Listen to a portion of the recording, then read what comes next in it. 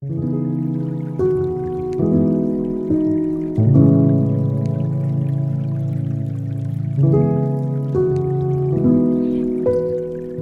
remarqué comment Jésus utilise beaucoup de métaphores agricoles et notamment celle des troupeaux de brebis? Il assimile alors l'assemblée et l'ecclésia à un troupeau de brebis qui pourrait se perdre. De nos jours, ça nous semble incongru parce que rares sont ceux d'entre nous qui avons assisté à des transhumances ou encore croisé des troupeaux de moutons ou d'autres animaux d'ailleurs poussés par un berger. Mais dans le temps de Jésus, c'était quelque chose de tout à fait commun. Tout le monde possédait une bête ou une autre, et ils étaient regroupés en troupeaux qui étaient confiés à un berger quand ce n'était pas le propriétaire qui la gardait. Cette métaphore avait alors un sens fort dans la société de Jésus. Dans le nôtre, qui est empreint d'égoïsme et d'égotisme aussi, cela ne veut plus dire grand-chose, et c'est bien dommage. Mais il reste encore le noyau familial, n'est-ce pas? Et nous aimerions que chacun d'entre nous, nous nous entendions et que nous puissions faire famille, à défaut d'être une communauté. Eh bien, pour Jésus, c'était exactement la même chose. Lorsqu'il parle de la parabole de la brebis perdue en Matthieu 18, du verset 10 à 14, il commence d'abord par dire Gardez-vous de mépriser un seul de ces petits, car je vous dis que leur ange dans les cieux voit continuellement la face de mon Père qui est dans les cieux. Et là, on se demande de quoi est-ce qu'il veut parler, parce que ça vient de manière un petit peu abrupte. En réalité, il faut venir quelques phrases auparavant pour comprendre de quoi il parle, car il dit je vous le dis en vérité, si vous ne vous convertissez, si vous ne devenez pas comme les petits-enfants, vous n'entrerez pas dans le royaume des cieux. C'est en chapitre 18, verset 3. On peut se demander quel est le lien. Le lien, c'est les enfants, n'est-ce pas? Mais pourquoi est-ce que Jésus ramène ces petits auxquels on devrait ressembler dans cette histoire de brebis? Eh bien, tout simplement parce que les enfants, eh bien, sont en naturalité de foi. Ils ne se posent pas toutes les questions que les adultes se posent.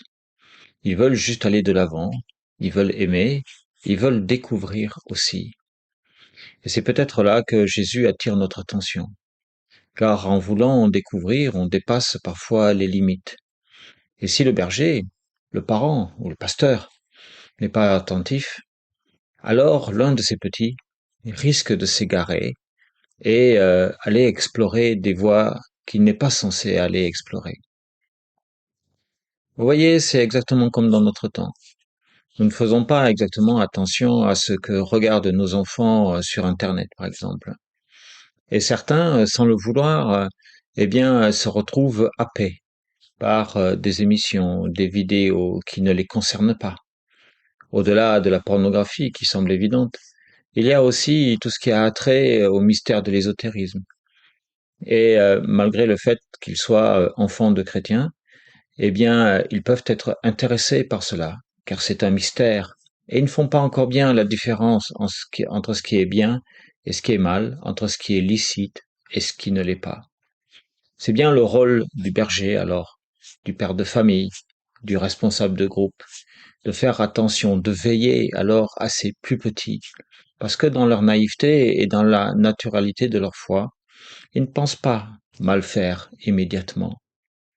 C'est après, lorsque l'ennemi les a saisis, que alors les responsabilités et les causalités arrivent. Et cela est bien dommage. Et voici, une brebis se perd. Et le berger, son rôle, c'est d'aller la chercher. C'est mon rôle à moi, je suis pasteur d'une église adventiste à Valence.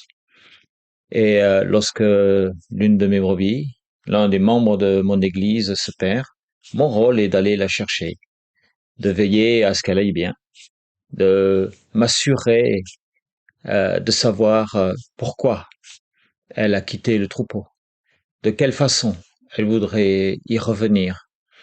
Et cela s'apparente parfois à un jeu de piste. Bien sûr, j'ai la personne en face de moi, mais C'est comme si je devais aller la chercher à travers la montagne, les plaines et les montagnes arides et abruptes, parce que, eh bien, parfois ceux qui sont déçus de l'Église ou déçus du groupe humain qu'ils ont fréquenté à l'Église, eh bien, se cachent derrière toute une variété de raisons pour ne pas expliquer le fond de leur tourment, pensant que Dieu sait exactement de quoi ils souffrent et qu'il va régler ça. La vérité dans ce qui vient d'être dit, c'est qu'effectivement Dieu sait de quoi il retourne. Le problème, c'est que celui qui s'est égaré ne pense pas à se tourner vers Dieu maintenant pour lui demander de l'aide. Car vous savez que si vous ne demandez pas d'aide à Dieu, il ne vous la donnera pas. Non pas qu'il ne le veuille pas, mais c'est parce qu'il va respecter absolument votre libre arbitre. La prise de décision est la vôtre, non pas la sienne. Jamais il ne vous imposera son aide. Le berger, lui, fait cet effort. Il va à la recherche de la brebis perdue. Et Dieu fait cet effort. Il est présent en permanence à côté de chaque être humain, mais il attend que celui-ci se tourne vers lui pour l'appeler. Le berger, lui, scrute chaque buisson, va fouiller tous les ravins, parcourt les chemins creux, scrute la berge des rivières, espérant que sa brebis n'est pas tombée dedans. Il guette, il tend l'oreille, essayant d'entendre les faibles bêlements de son animal qui appellerait à l'aide, pris peut-être dans une nasse ou tombé dans un trou. Eh bien, nous, c'est pareil. Lorsque nous sommes en face de quelqu'un qui souffre parce qu'il a quitté le groupe qu'il aimait au départ. Et je vous assure que tous ceux que j'ai rencontrés m'ont tous dit la même chose. Nous avons quitté l'Église, mais nous avons gardé le Seigneur dans notre cœur. Nous croyons toujours. Nous voulons toujours être proches de lui. Et pourtant, je ne peux m'empêcher de constater une grande tristesse dans leurs yeux, un questionnement qu'ils n'arrivent pas à formuler eux-mêmes. Et donc, l'un des aspects de mon travail, à travers cette parabole que je vous explique, c'est un travail de maïeutique, d'accouchement, d'aide à la formulation. Parfois cela fonctionne, parfois cela ne fonctionne pas. Mais Jésus lui-même le dit de son berger, qui dit que vous semble-t-il, c'est un homme à 100 brebis et que l'une d'elles s'égare, ne laisse-t-il pas les 99 autres sur la montagne pour aller chercher celle qui s'est égarée? Et s'il la trouve, je vous le dis, en vérité, elle lui cause plus de joie que les 99 qui ne se sont pas égarés. Il est intéressant de voir qu'il met un conditionnel, s'il la trouve. Parce qu'effectivement, pour trouver la brebis, pour trouver la personne qui s'est égarée, il faut qu'elle accepte de se laisser trouver. Sans quoi, la plupart du temps, c'est bien peine perdue.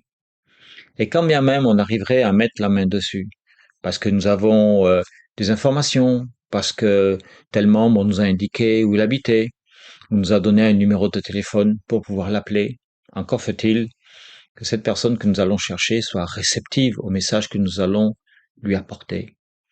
Et ce message, si ce n'est pas un message d'espoir, si ce n'est pas un message de pardon, un message peut-être de contrition, un message d'espérance, de changement pour lui et pour les gens qu'il a quittés, à quoi cela sert-il? Jésus nous dit, de même, ce n'est pas la volonté de notre Père qui est dans les cieux qu'il se perde un seul de ses petits. Effectivement, Pierre dira aussi que Dieu n'est pas en retard, mais qu'il use de patience afin que le plus grand nombre soit sauvé, n'est-ce pas? Eh bien là, Dieu ne désire nullement qu'aucun être humain, qu'aucun de ses petits ne soit perdu. Et encore faut-il que ces petits le sachent. Encore faut-il que nous portions ce message. Alors, je veux vous le dire, notre Père qui est au ciel vous aime tous, et ce Père qui est dans le ciel est votre Père. Il vous cherche, il vous scrute, il vous supplie de revenir à lui. Mais votre retour ne dépend que de vous. Si vous dites oui, il vous tendra la main, vous prendra dans ses bras, et de nouveau, vous serez en sa compagnie, et de nouveau, vous aurez de l'espérance. Si vous en manquez aujourd'hui, pensez-y, car Jésus est venu sur terre justement pour nous réconcilier avec le Père. Et cette parabole nous en, nous en indique l'une des raisons. C'est parce qu'il est attentif à chacun d'entre nous, surtout les plus petits, c'est-à-dire ceux qui sont peut-être les moins informés, ceux qui ont besoin le plus d'attention, ceux qui sont les plus fragiles dans nos communautés, parce que Jésus est venu pour sauver ceux qui étaient blessés, pour sauver ceux qui n'allaient pas bien, et non pas les bien portants. Les bien portants souvent se sauvent eux-mêmes, n'est-ce pas? Et alors, ça leur donne peut-être une chance de se souvenir que, en se sentant si bien portants, eh bien, ils sont à côté de la plaque et que c'est bien eux qui ont besoin aussi de l'aide de Jésus. Mais cela est une autre histoire. Aujourd'hui, nous parlons de brebis, nous parlons de petits, nous parlons des enfants qui sont tellement aimés par Jésus. Il nous dit que nous devons leur ressembler. Eh bien, tentons de leur ressembler. Essayons simplement d'oublier notre théologie. Essayons d'oublier nos dogmes. Essayons d'oublier tout ce qui a forgé notre christianisme, juste pour nous tourner vers Jésus et dire Jésus, j'ai besoin de toi. Jésus, viens à moi. Jésus, pardonne-moi. Jésus, je te considère comme mon sauveur et comme mon Seigneur. Jésus, je sais que tu as donné ta vie pour que nous puissions vivre et que tu as payé de ta vie notre salut et que cette grâce a coûté un prix énorme. Seigneur, s'il te plaît, viens-moi en aide. Voyez, c'est pas si difficile. Se recentrer sur l'essentiel lorsqu'on est chrétien, ce n'est pas se recentrer nécessairement sur sa communauté, sur son pasteur ou sur l'ami que l'on apprécie au sein de l'Église. C'est se recentrer véritablement sur la réalité ontologique de Jésus dans nos cœurs, celle qui nous constitue en tant qu'être humain, celle qui nous constitue en tant que disciples. Et oui, nous devons d'abord être disciples de Jésus-Christ avant quoi que ce soit d'autre, car c'est bien Jésus qui est mort sur la croix pour nous, personne d'autre. C'est par lui qu'arrive la vérité, c'est lui le chemin et c'est lui la vie, celle qu'il nous donne en abondance et dans laquelle nous nous retrouverons au moment de la résurrection. Alors vous voyez, être une brebis du troupeau, ce n'est pas si mal finalement, parce que on a l'assurance d'être soutenu, on a l'assurance de l'amour, on a l'assurance que quelqu'un s'inquiète pour nous, on a l'assurance aussi que quelqu'un prie pour nous, quelqu'un prie pour notre sécurité, quelqu'un prie pour que l'on soit retrouvé. Et ne vous inquiétez pas des 99 autres qui ont été laissés dans la montagne. Vous savez, elles ont été laissées dans de verts pâturages. Elles ont de quoi manger, elles ont de quoi boire. Et si le berger est parti, il ne les a pas laissées seules. Probablement a-t-il des aides. Probablement les a-t-elle clôturées pour pas qu'elles s'enfuient elles aussi.